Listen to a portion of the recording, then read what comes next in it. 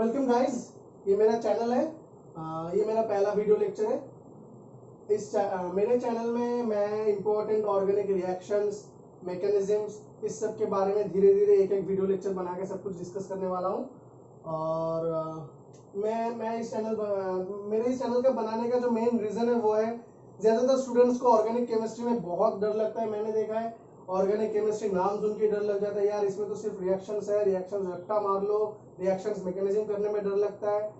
तो मैंने सोचा कि चलो थोड़ा हेल्प कर देता हूँ स्टूडेंट्स को, क्योंकि ऑर्गेनिक केमिस्ट्री जो पार्ट है केमिस्ट्री का, मेरे हिसाब से, सिर्फ मेरे हिसाब से नहीं, सबको लगना चाहिए, क्योंकि ये बहुत ही इंटरेस्टिंग पार्ट है। हाँ ठीक है, किसी को अच्छा नहीं लग सकता है वो ठीक है, लेकिन ऑर्गेनिक केमिस्ट्री जो है वो मेनली सबसे इंटरेस्टिंग पार्ट है केमिस्ट्री का, क्योंकि इस पार्ट में हमको इनऑर्गेनिक प्लस फिजिकल का भी एप्लीकेशंस मिल जाता है। तो अगर किसी को फिजिकल केमिस्ट्री अच्छा लगता है और किसी को इनऑर्गेनिक अच्छा लगता है, तो ऑर्गेनिक केमिस्ट्री नहीं अच्छा लगने का कोई कारण नहीं है ना, क्योंकि इन दोनों का जो कॉम्बिनेशन बनेगा एप्लीकेशंस का, वो सब इसमें होगा। तो इसीलिए ऑर्गेनिक केमिस्ट्री जो है वो डरने वाली कुछ बात नहीं है। मैं इसीलिए ये चैनल में ऑर्गेनिक केमिस्ट्री का तो जो बेसिक कंसेप्ट है, कुछ कुछ इंपॉर्टेंट रिएक्शंस जो आपके IIT JEE नीट के काम आएंगे, या फिर सिर्फ नीट IIT JEE नहीं, आपके 11-12 के बोर्ड्स, स्कूल के बोर्ड्स के भी काम आ जाएंगे। तो बेसिकली देखो, स्कूल, कोचिंग इंस्टीट्यूशन सिलेबस तो खत्म करा देते हैं।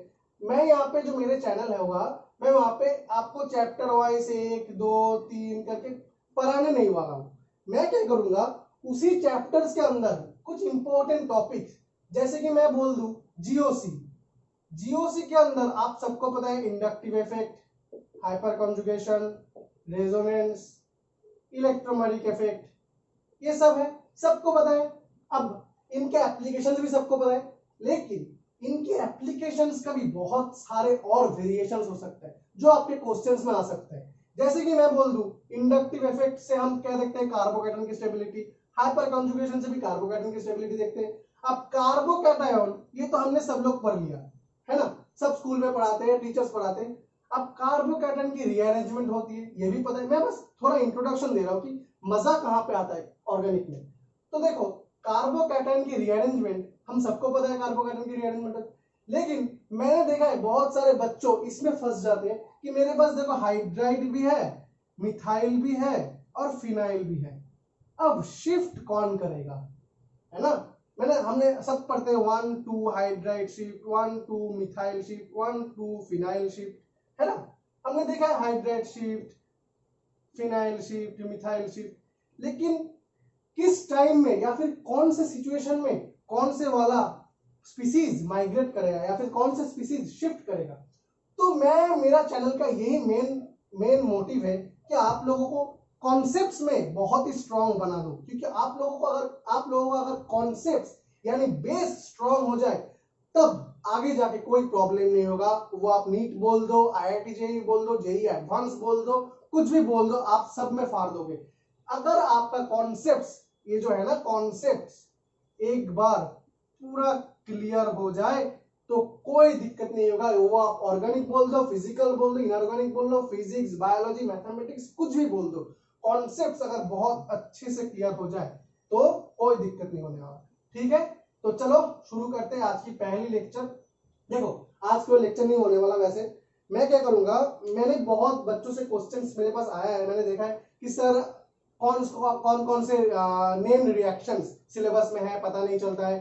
कोई बोलते हैं ये वाला है, कोई बोलते हैं सिर्फ NCERT पढ़ लो, कोई बोलते हैं देखो इस मटेरियल में जो है पढ़ लो। तो बेसिकली मैं आज के जो टॉपिक है वो है list of important named reactions. Basically बताओ नेम्ड रिएक्शंस क्या होता है।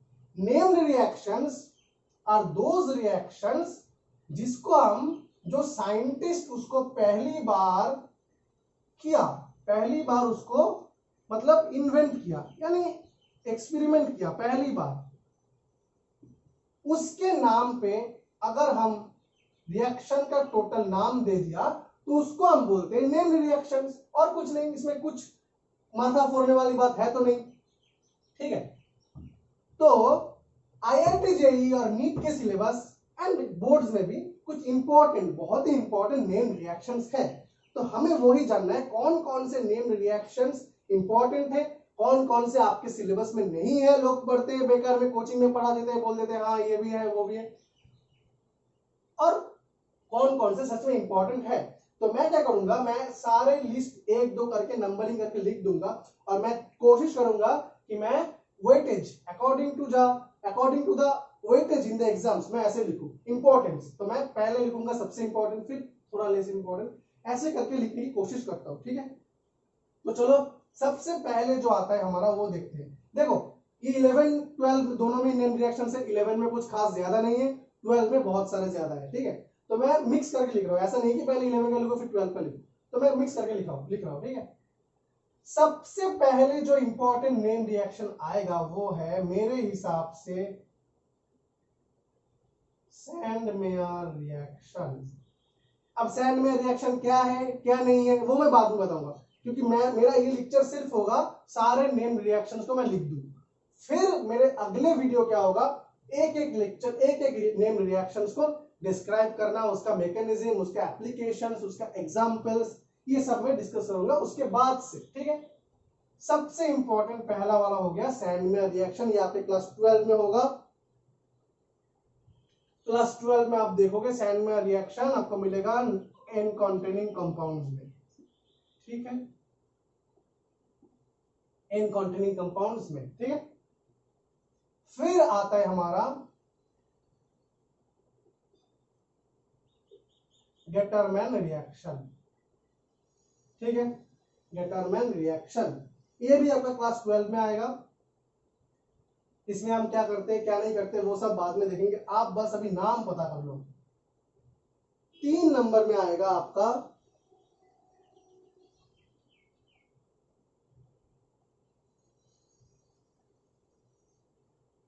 बल्ज-शीमैन रिएक्शन। क्या नाम बताया हमने, बल्ज-शीमैन रिएक्शन। ये बहुत ही इंपॉर्टेंट रिएक्शन है, इसको स्टार मार लो, 2-3 स्टार लगा लो इसके पीछे, बहुत ही इंपॉर्टेंट रिएक्शन है ये भी क्लास 12 में आएगा, और ये भी रिलेटेड है एन कॉन्टेनिंग कंपाउंड में से, ठीक है। ये जो सैंडमेयर रिएक्शन है और बल्ज-शीमैन रिएक्शन है, ये दोनों आपस में बिल्कुल सेम है, बस इसने क्या किया कुछ रिएजेंट बदल दिया और प्रोडक्ट भी बदल गया, तो उसके लिए ये स्पेशल इसका नाम दे दिया इसने, ये दोनों भाई मिलकर काम किया, इसलिए बल्ज और शीमैन के नाम से रिएक्शन बन गया। अब मैं भी अगर कुछ रिएक्शन कर देता तो मेरा भी नाम लग जाएगा यहाँ पे, ऐसी कोई खास बात नहीं है। तो ये दोनों ने कुछ मिलकर किया, इसलिए इन दोनों के नाम से हमने ये रिएक्शन को पढ़ लिया। अब ये बहुत ही इंपॉर्टेंट रिएक्शन है, इसमें क्या होता है क्या नहीं होता है वो हम बाद में देखेंगे। अब फोर्थ में आते हैं, ये अभी मैं थोड़ा चलो फोर्थ में आते हैं, रीमर टीमन रिएक्शन, ये बहुत इंपॉर्टेंट है, ये आपके फेनॉल चैप्टर में आएगा क्लास 12 में, फेनॉल चैप्टर में आएगा, अल्कोहल फेनॉल इथाल उस चैप्टर में आएगा, बहुत इंपॉर्टेंट रिएक्शन है, ठीक है। ये दोनों लोग मिलकर किया था इसलिए नाम बन गया ऐसा, ठीक है। फिर हम आते हैं Kolbe's reaction, better known as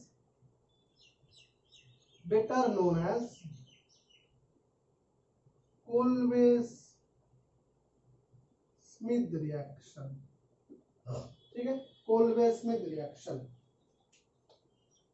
ये भी आपके फेनॉल चैप्टर में आएगा सेम, ये भी आपका फेनॉल चैप्टर में आएगा, वो बाद में देखेंगे क्या होता है क्या नहीं होता है। 6 जो है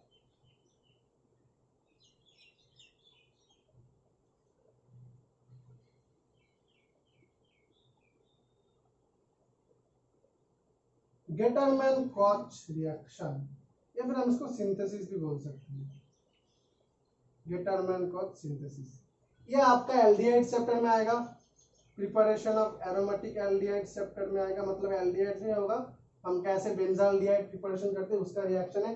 अभी मैं क्या होने वाला है कुछ नहीं बता रहा, वो सब तो बाद में कर ही लेंगे, कोई दिक्कत नहीं इसमें। अब जो आता है वो है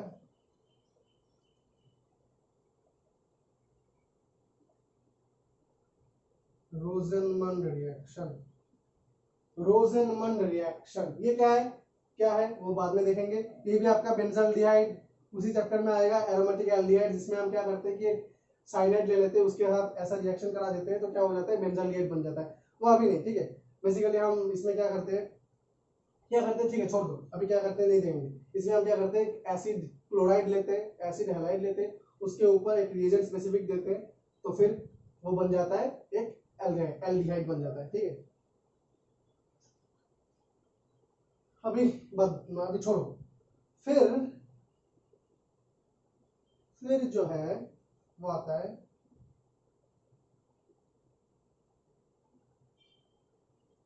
स्टीफेंस या फिर स्टीफन रिएक्शन,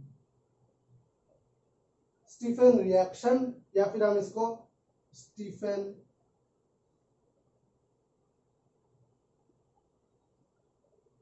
रिडक्शन भी बोल सकते हैं, स्टीफन रिडक्शन।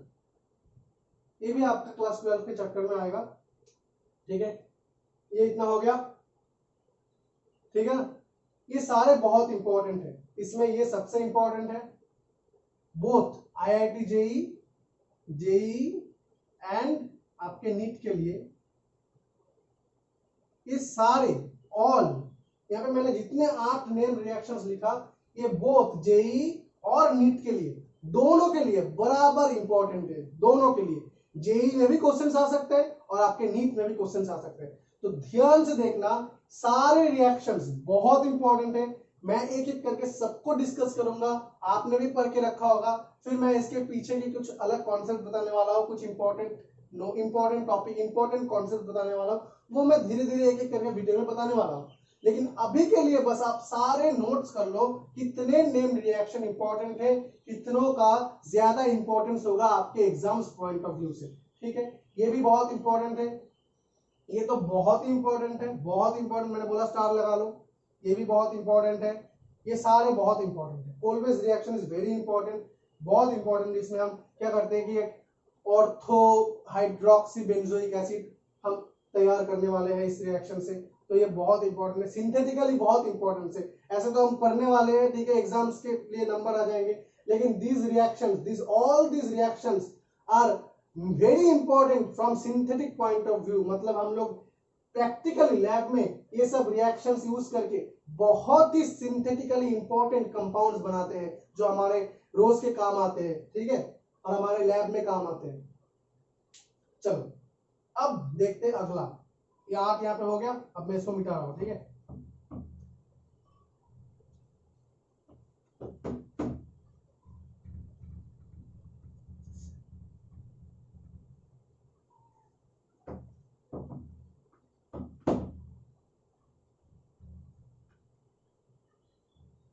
एक सेकंड,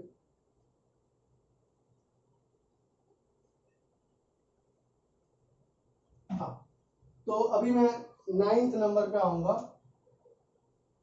9th नंबर पे आऊंगा। यहाँ पे और 2 रिडक्शन रिएक्शन है, क्लीमेंसन एंड, एक साथ लिख रहा हूं, Clemmensen and Wolff Kishner.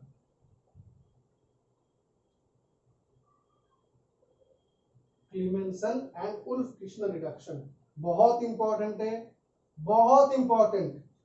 Functional group inter conversation, इसको हम क्या बोलते हैं, एक कंसेप्ट है, अभी नहीं पढ़ने वाले हैं हम। फंक्शनल ग्रुप इंटर कन्वर्शंस मतलब क्या है कि हमारे पास मान लो एक C डबल बॉन्ड O है, मतलब कीटोन है, उससे हमें सिंपल एल्केन बनाना है। तो यहाँ पे एक फंक्शनल ग्रुप था, मैंने क्या किया, उसको इंटर कन्वर्ट कर दिया एल्केन में। Alkane, alkenes, alkynes are also functional group, importance तो है लेकिन they are also functional groups.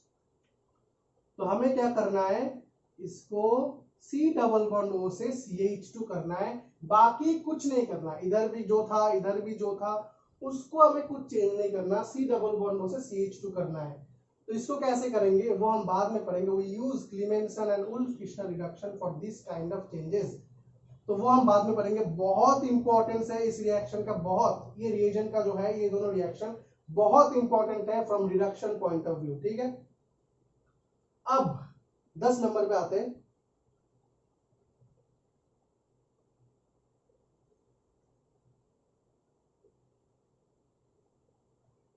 देखो ये नेम रिएक्शन तो नहीं है, मैं फिर भी बता रहा हूं यहाँ पे, मैं इसको हेलोफॉर्म रिएक्शन बोल रहा हूं। ये बहुत इंपॉर्टेंट, मैंने बोल दिया इसको, लेकिन देखो ये नेम रिएक्शन नहीं है, इसे मैं ब्लैक में लिख रहा हूं, हेलोफॉर्म रिएक्शन। ये 11 एंड 12 में एल्डिहाइड एंड कीटोन चैप्टर में आएगा। बहुत इंपॉर्टेंट है इस रिएक्शन का, बहुत इंपॉर्टेंस है इस रिएक्शन का। लेकिन ये नेम रिएक्शन तो नहीं है, इस लिस्ट के अंदर नहीं आना चाहिए था, लेकिन मैंने इसको इस लिस्ट के अंदर डाल दिया क्योंकि ये बहुत इंपॉर्टेंट रिएक्शन है, बहुत बहुत इंपॉर्टेंट है। तो इसको एक बार यहीं पे ध्यान रख लेना, ठीक है, इसको पढ़ना है हमें। फिर अभी जो इस लिस्ट के अंदर जो आने वाला है वो है 11 नंबर पे है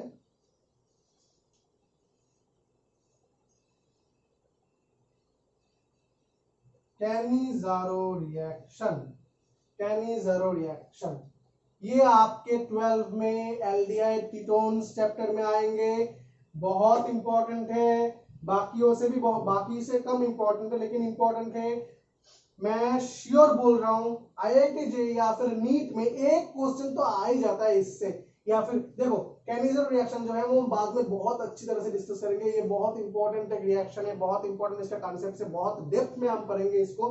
लेकिन बेसिकली जो है कैनिज़ारो दो तरीके की होता है, एक तो होता है हमारा खुद का नॉर्मल कैनिज़ारो, मतलब एक रिएक्टेंट अपने के साथ ही रिएक्शन कर रहा है नॉर्मल, और दूसरा होता है क्रॉस कैनिज़ारो।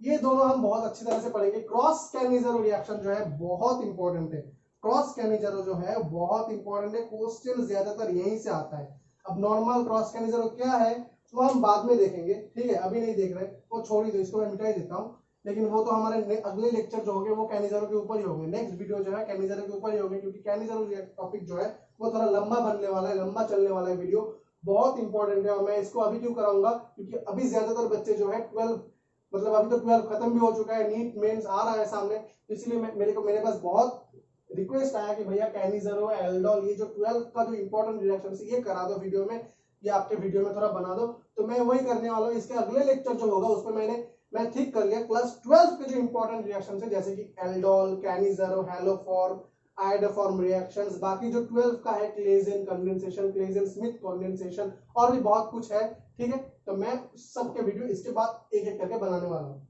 और जो 11 के रिएक्शंस हैं वो मैं बाद में करूंगा, ठीक है। अब फिर अगला वीडियो अगला रिएक्शन कौन आएगा, सॉरी अगला रिएक्शन कौन सा आएगा बताओ। अगला रिएक्शन जो आएगा क्लेजन कंडेंसेशन, एक और भी नाम दिया है इसने, क्लेजन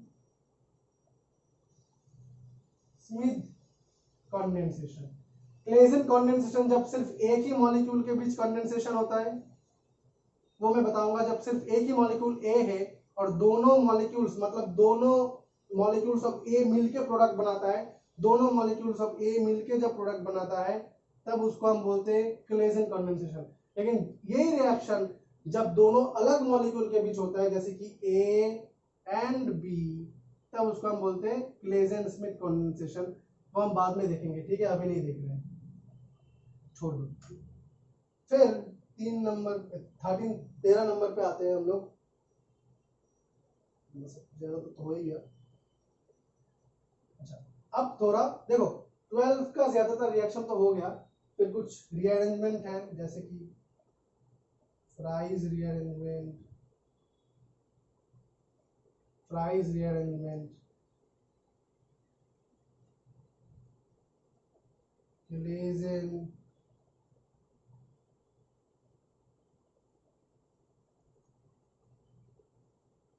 क्लेजन, रीअरेंजमेंट, ठीक है।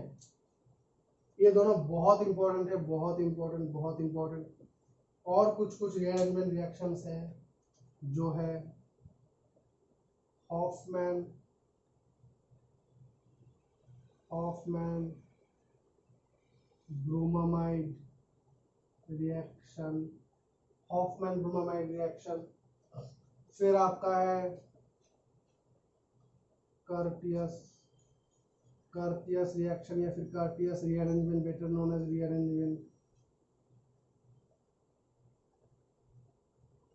Curtius rearrangement.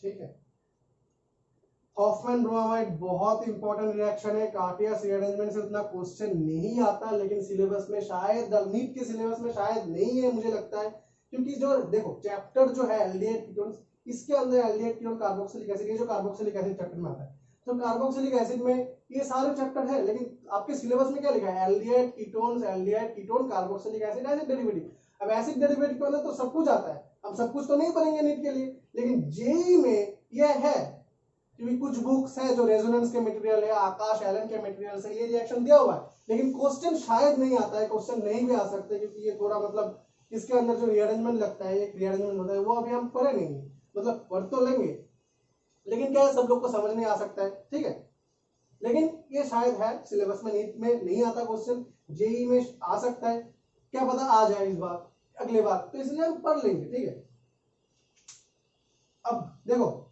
ये सारे हो गया 12 का इंपॉर्टेंट। अब मैं थोड़ा 11 का इंपॉर्टेंट बोल रहा हूं, ठीक है, इसके बाद से लिखता हूं, लेकिन ये भी इंपॉर्टेंट है। देखो एल्डोल का नाम मैंने नहीं लिया, सेम केस है, एल्डोल कोई नेम रिएक्शन नहीं है 12 में, लेकिन बहुत इंपॉर्टेंट है, नेम रिएक्शन नहीं है इसलिए मैंने नाम तो नहीं लिया एल्डोल का। और अगर कुछ 12 का नेम रिएक्शन बच जाए इंपॉर्टेंट, तो वो मैं मेरे से अगर छूट जाए लिखना, तो वो आप आपके दिमाग में रखना, लेकिन मैं डिस्कस करने के टाइम एक एक करके सबको डिस्कस कर दूंगा, वो तब कोई मिस नहीं होगा। ठीक है, चलो अच्छा, एक रिएक्शन जो 12 का भी बच गया, कितना नंबर लास्ट लिखा था, शायद 20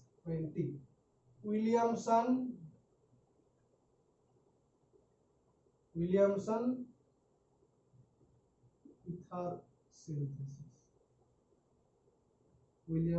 ईथर सिंथेसिस, ये बहुत इंपॉर्टेंट रिएक्शन है, विलियमसन ईथर सिंथेसिस या फिर विलियमसन सिंथेसिस ऑफ ईथर, बहुत इंपॉर्टेंट है, आपके 12 में अल्कोहल फिनोल ईथर चैप्टर में आएगा।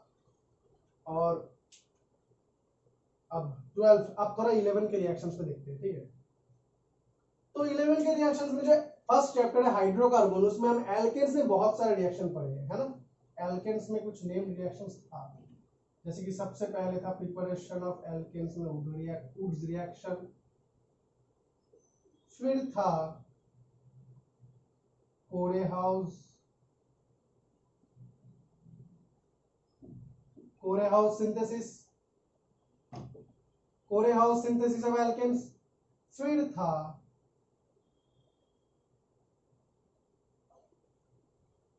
वुड्स फिटिग रिएक्शन, ये भी सिंथेसिस ऑफ एल्केन्स है, मतलब सिंथेसिस ऑफ बाइफिनाइल्स का रिएक्शन है, तो बाद में देखेंगे क्या होता है क्या नहीं होता है। ठीक है,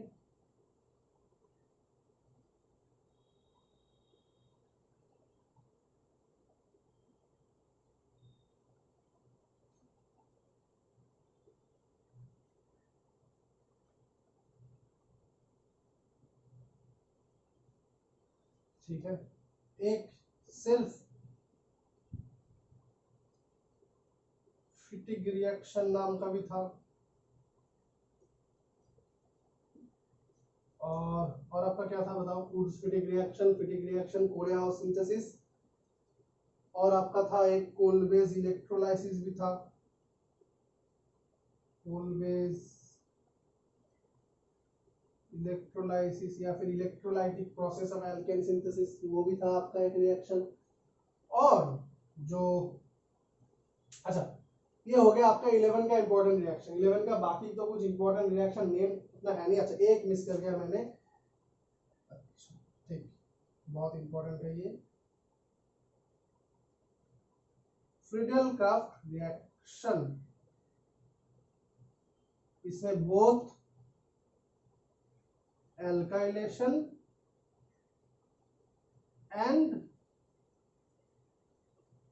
acylation, Friedel-Crafts reactions both alkylation and acylation, ये बहुत इंपॉर्टेंट है। हम क्या करते हैं फ्रीडल-क्राफ्ट रिएक्शन से, क्या करते हैं पता तो सबको होगा, सबने पढ़ के रखा है, ये तो सबने पढ़ा है, एरोमेटिक कंपाउंड्स देते थे, उसके अंदर हम एल्किल ग्रुप या फिर एसाइल ग्रुप, एल्किल ग्रुप क्या है, R single bond R, R में भी CH3 C2H5 एटसेट्रा एटसेट्रा, ठीक है। और एसाइल ग्रुप क्या था, C डबल बॉन्ड OR, ये आपका एसाइल ग्रुप, ठीक है। तो बेसिकली हम क्या करते थे, फ्रीडेल कर्व एल्काइलेशन और एसाइलेशन में एक कैटलिस्ट लेते थे और फिर ये सब इसके कोई डेरिवेटिव, हैलोजन डेरिवेटिव ले लेते थे, फिर उसका रिएक्शन होता था, फिर बेंजीन मेनली हम बेंजीन नहीं लेते थे, एरोमेटिक कंपाउंड मतलब हम तो सोचते हैं सिर्फ बेंजीन ही है, ठीक है। अभी तक बेंजीन के लिए हमारा जो लिमिट है वो बेंजीन तक ही रेस्ट्रिक्टेड है। एरोमेटिसिटी में, एरोमेटिक कंपाउंड में जो रिएक्शंस कराते हैं ज्यादातर बेंजीन के साथ ही कराते हैं, तो बेंजीन के साथ इन सब जो सब्स्टिट्यूएंट है इसको हम घुसा देते हैं बेंजीन के अंदर, है ना, वाया ये रिएक्शन। चलो हो गया, 11 का रिएक्शन खत्म हो गया। 11 में और कोई है तो नहीं भाई। अब 12 में दो चीज देखो, नहीं 12 में दो रिएक्शन बचा है, 12 का दो रिएक्शन बचा है। मैंने इसको ये दोनों रिएक्शन बाद में क्यों बताया, क्योंकि मुझे लगता है ये दोनों रिएक्शन 12 का कुछ काम का तो है नहीं, ये तो सारे इसमें आ जाते हैं, एल्केन का रिएक्शन है, तो मैं इसको 11 के अंदर ही बोलता हूं, मुझे लगता है ये अच्छा होगा 11 के अंदर बोलने में। मेनली है देखो, एक तो है फिंकेलस्टाइन रिएक्शन, इसमें जो मैकेनिज्म लगता है SN2 मैकेनिज्म, रिएक्शन का जो मैकेनिज्म है SN2, वो तो देखो SN2 रिएक्शन हम जीओसी में ही थोड़ा पढ़े, रिएक्शन मैकेनिज्म SN1 और SN2 तो थोड़ा बहुत तो पता चल ही जाता है। और फिंकेलस्टाइन रिएक्शन मेन लीजिए क्या है, preparation of alkyl halide, preparation of alkyl halide. तो प्रिपरेशन ऑफ एल्किल हैलाइड जो मुझे पता है, एल्किल हैलाइड चैप्टर आपका क्लास 12 का फर्स्ट चैप्टर है ऑर्गेनिक का, लेकिन हम एल्केन्स यहाँ पे पढ़ रहे हैं 11 में, तो एल्किल हैलाइड भी थोड़ा इसमें घुसा देते हैं, क्या दिक्कत है इसमें, है ना। तो halogen derivative, preparation of halogen derivatives, Finkelstein reaction, same process, मतलब सेम टाइप ऑफ रिएक्शन जो है Schwarz reaction. This is also for preparation of alkyl halides. This is also preparation of alkyl halides. This reaction, both of this reaction, Schwarz reaction and Finkelstein reaction, are for preparation of alkyl halides. ये दोनों आपके class 12 का reaction है, पता है मुझे, class 12 का alkyl halide chapter का रिएक्शन है, लेकिन इतना इंपॉर्टेंट नहीं है, क्वेश्चन ज्यादा नहीं आता। Schwarz रिएक्शन से मैंने देखा है एक आध बार क्वेश्चंस आते हैं, क्योंकि Schwarz रिएक्शन जो है थोड़ा स्पेशल काइंड ऑफ रिएक्शन है, हैलोजन एक्सचेंज, दोनों जो रिएक्शन है उसका हम बोलते हैं halogen exchange process, halogen exchange process. Basically इसमें जो क्या लगता है, SN2 मैकेनिज्म लगता है, इसमें थोड़ा अलग मैकेनिज्म लगता है, उसमें बस हम एक्सचेंज करते हैं हैलोजन, एक कोई हेवी मेटल फ्लोराइड लेते हैं, कोई हेवी मेटल हैलाइड लेते हैं, और हमारे साथ कोई नॉर्मल एल्किल क्लोराइड है, ठीक है। तो बेसिकली इस रिएक्शन में क्या होता है, मैं थोड़ा यहाँ से बता देता हूँ। जैसे कि हमने एक RCl लिया और हम क्या करते हैं, हेवी मेटल फ्लोराइड SbF4 के साथ रिएक्शन कराते हैं, तो ये क्या बन जाता है, RF। नॉर्मली जो है ये RF बॉन्ड हम SN2 रिएक्शन से फॉर्म नहीं कर सकते, क्योंकि ये RF बॉन्ड जो है, मतलब F- जो है वो थोड़ा उसका कुछ अलग प्रॉब्लम्स है उसको, ठीक है। वो मैं क्यों नहीं होता, कैसे होता है, वो बाद में जब हम रिएक्शन एक एक करके डिस्कस करेंगे तब बताएंगे, ठीक है। F- की क्या दिक्कत है, कुछ मजबूरियां है F- की, तो वो बाद में हम देखेंगे, ठीक है। तो बेसिकली ये हो गया आपका list of important named reactions जो आपके 11 एंड 12 के चैप्टर्स में है, ऑर्गेनिक में है, और सबसे इंपॉर्टेंट ये सभी है। इसके बाहर मुझे नहीं लगता कुछ नेम्ड रिएक्शंस बच गया हो, अगर हो गया शायद नहीं हुआ, शायद मुझे एक बार सोचने दो, एमीन्स में कुछ इंपॉर्टेंट नेम्ड रिएक्शंस तो है नहीं, डायजोटाइजेशन रिएक्शन आपके एमीन्स चैप्टर में है, लेकिन वो तो कोई नेम रिएक्शन है नहीं, लेकिन वो बहुत इंपॉर्टेंट है। मैं जब रिएक्शन डिस्कस करूंगा एक एक करके टॉपिक वाइज चैप्टर वाइज, तब वो भी अंदर आ जाएगा, उसके अंदर ऐसा कोई दिक्कत नहीं है कि मैंने नहीं बोला मतलब नहीं पढ़ाऊंगा, नहीं है, मैं सब कवर करूंगा। लेकिन ये जो इंपॉर्टेंट रिएक्शंस है ये हमें सबसे अच्छे से, मतलब बहुत अच्छे से समझना है, कौन कौन से रिएक्शन बहुत इंपॉर्टेंट है। देखो क्लास 12 क्लास 11 में ये रिएक्शन बहुत बहुत इंपॉर्टेंट है, वुड्स रिएक्शन बहुत इंपॉर्टेंट है, वुड्स रिएक्शन, कोरेहाउस वुड्स-फिटिक से क्वेश्चन नहीं आता, फिटिक रिएक्शन में भी उतना क्वेश्चन नहीं आता, कोलबेस इलेक्ट्रोलाइसिस से भी उतना क्वेश्चन नहीं आता। कभी कभी आ जाता है कि कोलबेस इलेक्ट्रोलाइसिस जो है ये बहुत ही इंपॉर्टेंट प्रोसेस है for synthesis of alkynes, for synthesis of alkyne C2H2, मैंने सिंपल एल्काइन लिख दिया। कोलबेस इलेक्ट्रोलाइसिस जो है ये बहुत ही एक इंपॉर्टेंट प्रोसेस है फॉर सिंथेसिस ऑफ एल्काइन। से क्वेश्चंस आ सकता है कि हम एक एल्काइन प्रिपेयर करेंगे, उसका रिएक्टेंट दे दिया और ऊपर आपका रिएजेंट भी दे दिया और प्रोडक्ट क्या बनेगा। ठीक है, तो ये बहुत इंपॉर्टेंट है from alkyne synthesis of alkyne point of view, वो हम बाद में देखेंगे। ठीक है, अभी नहीं देखेंगे। तो ये वुड्स रिएक्शन और कोरीहाउस सिंथेसिस बहुत इंपॉर्टेंट है। और जो इंपॉर्टेंट है वो है फ्रीडल-क्राफ्ट रिएक्शन। फ्रीडल-क्राफ्ट रिएक्शन, इसके बहुत सारे वेरिएशंस हो सकते हैं। ठीक है, वो हम देखेंगे एक एक करके। 11 का रिएक्शंस में बाद में डिस्कस करने वाला, क्योंकि 11 का तो जो है आप लोगों ने अभी जो नीट देने वाले 11 तो पढ़ के रखा होगा और उसमें इतना डाउट नहीं आना चाहिए, क्योंकि 11 के ये सब उतना टफ नहीं है, इजी है। लेकिन जहां पे डाउट आता है, जैसे कि 12 के लास्ट टॉपिक्स में aldehyde, ketones, carboxylic acid, acid derivatives, amines, इन सब में बहुत डाउट्स आ सकते हैं, बहुत कुछ क्वेरीज आ सकते हैं। इसलिए मैं पहले ठीक किया कि वो सब टॉपिक्स पहले डिस्कस कर लूं। ठीक है, ओके। अब मैं इसको मिटा देता हूं, अब मैं इसको पूरा मिटा देता हूं। मेरा अगला लेक्चर जो आएगा वो है, मैं बोल रहा हूं अभी इस वीडियो में मैं इंक्लूड नहीं करूंगा, मेरा अगला लेक्चर जो आएगा वो होगा ऊपर, वो ऑन द टॉपिक कैनिज़रो रिएक्शन ही होगा। क्योंकि मेरे पास बहुत क्वेश्चंस आया कि भैया कैनिज़रो रिएक्शन पढ़ा दो, कैनिज़रो रिएक्शन पढ़ा दो। इसमें बहुत दिक्कत आ रही है, इंट्रामोलिकुलर, क्रॉस कैनिज़रो, नॉर्मल और क्रॉस कैनिज़रो में बहुत दिक्कत आ रही है। ठीक है, कोई दिक्कत नहीं होगा, मैं करा दूंगा, बहुत अच्छे से ये टॉपिक समझा दूंगा। वैसे इतना कोई खास दिक्कत तो नहीं होगा।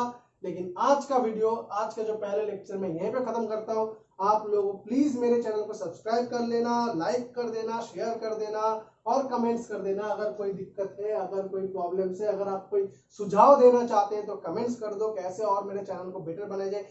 आई एम वेरी सॉरी कि मेरे पास इतना अच्छा इक्विपमेंट्स तो है नहीं, क्योंकि मैं प्रिपेयर्ड नहीं था। मैं तो अभी तक ऑनलाइन में क्लासेस ले रहा था, लेकिन मैंने भी सोचा कि चलो मतलब फिजिकली क्लास कराने में उसका बहुत इंपॉर्टेंस ज्यादा है कि मैं बोर्ड्स में लिखूं, आप उसको लाइव देखो। क्योंकि पीडीएफ में फॉर्मेट में क्लासेस बहुत प्रॉब्लम हो रही थी, मुझे भी प्रॉब्लम हो रही थी। मैं समझ पा रहा था कि स्टूडेंट्स मुझे डायरेक्टली इंटरेक्ट नहीं कर पा रहे हैं। यहाँ पे भी डायरेक्ट इंटरेक्शन नहीं होगा, लेकिन आप यहाँ पे मैं लिख रहा हूँ वो आप देख पाओगे। पिछले बार क्या हो रहा था, मैं ऑनलाइन क्लासेस ले रहा था और वहां पे मैं पीडीएफ में लिख रहा था, इसलिए थोड़ा प्रॉब्लम्स हो रहा था। ठीक है, तो मैंने सोचा कि बेटर प्रोसेस है। देखो मेरे पास बोर्ड भी बहुत छोटा है, मेरे पास इक्विपमेंट ज्यादा नहीं है, लेकिन मैं धीरे धीरे मेरा इक्विपमेंट्स बनाने की कोशिश करूंगा और मेरा जो सेटअप है, मेरा सेटअप ठीक करने की कोशिश करूंगा। तब तक आप लोग मुझे सपोर्ट कर दो। आपके सपोर्ट और आपके प्यार से मेरा चैनल बहुत अच्छा चलेगा और मुझे भी थोड़ा सपोर्ट मिल जाएगा, मैं भी अच्छा पढ़ा पाऊंगा आप लोगों को। Thank you very much for watching this video. आपके काम आए, very best of luck for your exams. ठीक है, चलो अभी के लिए बाय, अगले लेक्चर में आएंगे, अगले लेक्चर में हम बैक करेंगे कैनिज़रो रिएक्शन लेके। ठीक है, बाय, थैंक यू।